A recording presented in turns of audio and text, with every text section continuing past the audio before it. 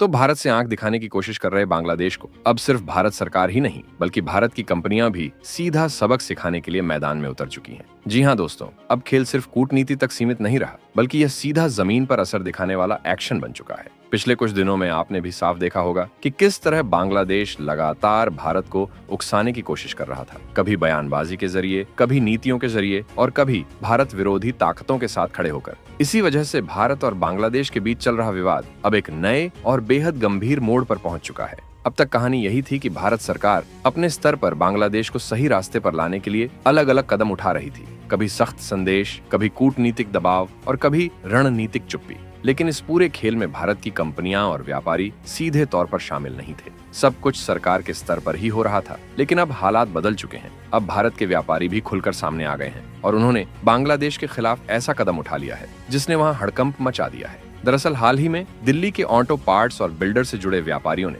बांग्लादेश के खिलाफ अपनी कड़ी नाराजगी जाहिर करते हुए एक बेहद बड़ा और असरदार फैसला लिया है। इन व्यापारियों ने एकजुट होकर तय किया है कि वे पूरे 1 महीने तक बांग्लादेश के साथ किसी भी तरह का व्यापार नहीं करेंगे। अब आप सोचिए, यह फैसला कितना बड़ा है। ये कोई सरकारी आदेश नहीं है, ये कोई जबरदस्ती नहीं है, बल्कि भारत के व्यापारियों ने खुद अपने विवेक से यह कदम उठाया है और यही बात इसे और ज्यादा ताकतवर बनाती है। यह फैसला सिर्फ कागजों तक सीमित नहीं रहने वाला, बल्कि इसका सीधा असर बांग्लादेश की सड़कों पर दिखेगा। वहां चल रही गाड़ियां, ट्रक, बसें, 2 व्हीलर, सब कुछ इस फैसले से प्रभावित हो सकता है। क्योंकि सच यही है कि बांग्लादेश की जो गाड़ियां आज सड़कों पर दौड़ रही हैं, उनमें से ज्यादातर भारत के दम पर ही चल रही हैं। भारत से आने वाले ऑटो पार्ट्स ही उनकी लाइफलाइन है और अब जब वही सप्लाई रुकने वाली है तो हालात क्या होंगे, इसका अंदाजा आप खुद लगा सकते हैं। आप आने वाले दिनों में खबरों में यह भी देखेंगे कि कैसे बांग्लादेश 1 महीने तक ऑटो पार्ट्स के लिए तरसता नजर आएगा। जिन पार्ट्स को वो आम बात समझते थे, जिन पर उनकी पूरी ट्रांसपोर्ट व्यवस्था टिकी हुई थी, वही पार्ट्स अचानक गायब होने लगेंगे और तब समझ आएगा कि भारत से पंगा लेना कितना भारी पड़ सकता है। अब सवाल उठता है कि आखिर ये पूरा मामला है क्या और अचानक भारत के व्यापारी इतने आक्रामक क्यों हो गए? तो दोस्तों, इस पूरे घटनाक्रम की जड़ें सिर्फ व्यापार तक सीमित नहीं है। असल में भारत और बांग्लादेश के बीच चल रहा विवाद इतना ज्यादा बढ़ चुका है कि अब इसकी चर्चा सिर्फ भारत, बांग्लादेश, पाकिस्तान या चीन तक सीमित नहीं रही। दुनिया के बड़े बड़े देश भी इस टकराव पर नजर बनाए हुए हैं। कोई बांग्लादेश की बेवकूफी पर हंस रहा है तो कोई उसके उल्टे सीधे फैसलों की आलोचना कर रहा है। लेकिन वहीं दूसरी तरफ कुछ ऐसे देश भी हैं जिनका भारत से पुराना बैर रहा है और जो इस जलती आग में घी डालने का काम कर रहे हैं। फिर चाहे वो चीन हो, पाकिस्तान हो, अमेरिका हो या तुर्की जैसा देश ही क्यों ना हो, इन सभी ने किसी न किसी तरह से बांग्लादेश को उकसाने का काम किया है। लेकिन हैरानी की बात यह है कि जब बांग्लादेश में बड़े स्तर पर अत्याचार हो रहे थे, खासकर अल्पसंख्यकों पर, तब अमेरिका समेत कई देशों ने चुप्पी साधे रखी। हालांकि अब जब अमेरिका के अंदर ही सियासी समीकरण बदल रहे हैं और ट्रंप का दबदबा फिर से दिखने लगा है, तो चीन और अमेरिका की सक्रियता बांग्लादेश में पहले जैसी नहीं दिख रही। लेकिन तुर्की और पाकिस्तान ने पिछले कुछ हफ्तों में जो माहौल बनाया है, उसने बांग्लादेश को और ज्यादा उछाल दे दिया है। इन्हीं देशों के सपोर्ट के भरोसे बांग्लादेश लगातार भड़काऊ कदम उठा रहा है। इसी बीच एक बेहद चौंकाने वाली खबर सामने आई, जिसमें बताया गया कि बांग्लादेशी मीडिया हिंदुओं पर हो रहे हमलों की खबरों को सीधे तौर पर झूठा बता रही है, जबकि जमीनी हकीकत और ग्राउंड रिपोर्ट्स पहले ही साबित कर चुकी हैं कि बांग्लादेश में किस तरह हिंदुओं और उनके धार्मिक स्थलों पर हमले हुए हैं। लेकिन अपनी गलती मानने के बजाय बांग्लादेश की मीडिया इन खबरों को दबाने और छुपाने की कोशिश कर रही है।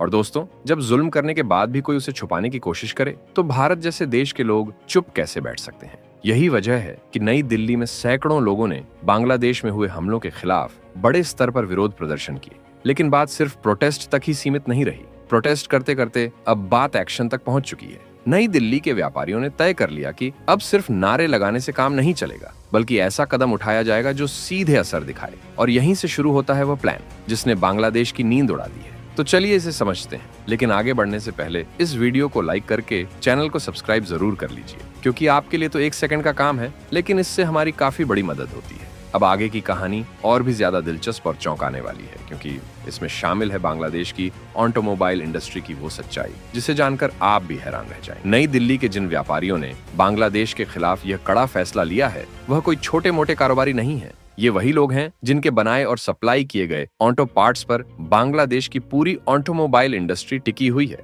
दिल्ली में खास तौर पर कश्मीरी गेट से लेकर आसपास के इलाकों में जो ऑटो पार्ट्स मैन्युफैक्चर और सप्लाई होते हैं, उनका एक बड़ा हिस्सा सीधे बांग्लादेश जाता है। और अब जब यही सप्लाई रुकने वाली है तो इसका असर सिर्फ कुछ दुकानों या कुछ गाड़ियों तक सीमित नहीं रहेगा, बल्कि पूरा सिस्टम चरमरा सकता है। आपको यह जानकर हैरानी होगी कि बांग्लादेश अपनी जरूरत के लगभग 99% ऑटो पार्ट्स विदेशों से इंपोर्ट करता है और इनमें से करीब 99% सप्लाई अकेला भारत करता है। चाहे टू व्हीलर हो, कार हो, बस हो या फिर कमर्शियल ट्रक, हर गाड़ी के असेंबली से लेकर रिपेयरिंग तक में इस्तेमाल होने वाले ज्यादातर पार्ट्स भारत से ही जाते हैं। बांग्लादेश में टेक्नोलॉजी और मैन्युफैक्चरिंग का स्तर अभी इतना विकसित नहीं है कि वह अपनी जरूरत के बेसिक ऑटो पार्ट्स तक खुद बना सके। छोटे से छोटा पुर्जा भी उन्हें बाहर से मंगवाना पड़ता है। यही वजह है कि भारत उनके लिए सिर्फ एक ट्रेड पार्टनर नहीं, बल्कि एक लाइफलाइन की तरह काम करता रहा है। भारत में प्रोडक्शन सस्ता है, क्वालिटी भरोसेमंद है और सबसे बड़ी बात, सप्लाई चेन इतनी मजबूत है कि किसी भी इमरजेंसी में भी पार्ट्स की कमी नहीं होती।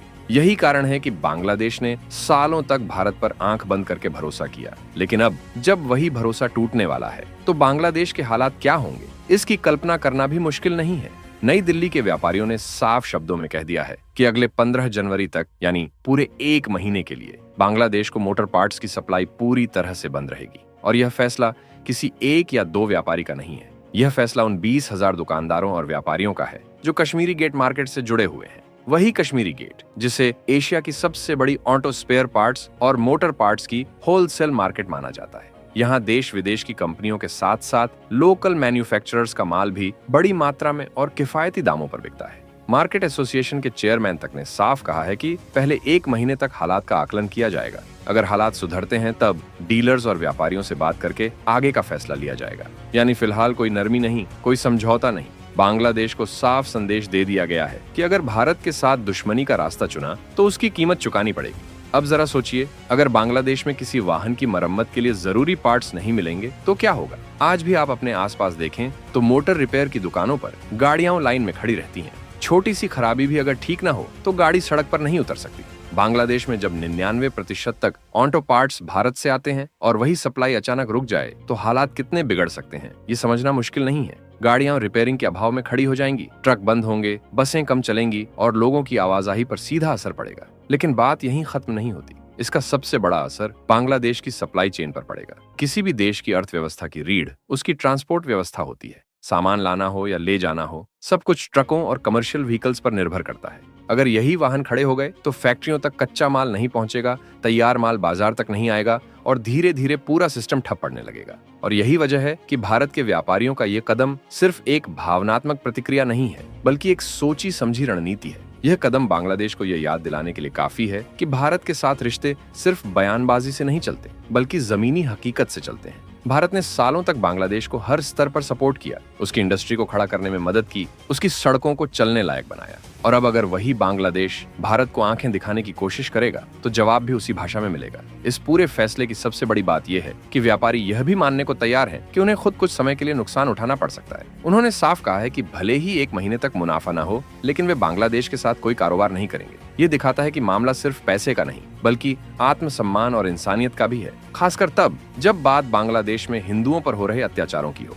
अब सवाल यही है कि आगे क्या होगा। क्या बांग्लादेश अपने रवैये पर पुनर्विचार करेगा या फिर जिद में आकर हालात को और बिगाड़ेगा? आने वाला वक्त ही बताएगा कि यह ट्रेड बॉयकॉट कितनी दूर तक जाता है और इसका असर कितने बड़े स्तर पर दिखता है। लेकिन इतना तय है कि भारत के व्यापारियों ने यह साफ कर दिया है कि अब चुप बैठने का दौर खत्म हो चुका है। अब आपकी बारी है। नई दिल्ली के व्यापारियों द्वारा लिए गए इस फैसले पर आप क्या सोचते हैं? क्या यह सही कदम है या आपको लगता है कि इससे हालात और बिगड़ सकते हैं? अपनी राय कमेंट में जरूर बताइए। और अगर आपको यह जानकारी जरूरी लगी हो तो इस वीडियो को एक लाइक देकर अपने दोस्तों तक शेयर जरूर करें, ताकि उन्हें भी इस पूरे मामले की सच्चाई पता चल सके। ऐसे ही और जानकारीपूर्ण और दमदार वीडियो देखने के लिए चैनल को सब्सक्राइब करें और बेल आइकन को ऑल पर सेलेक्ट करना न भूलें।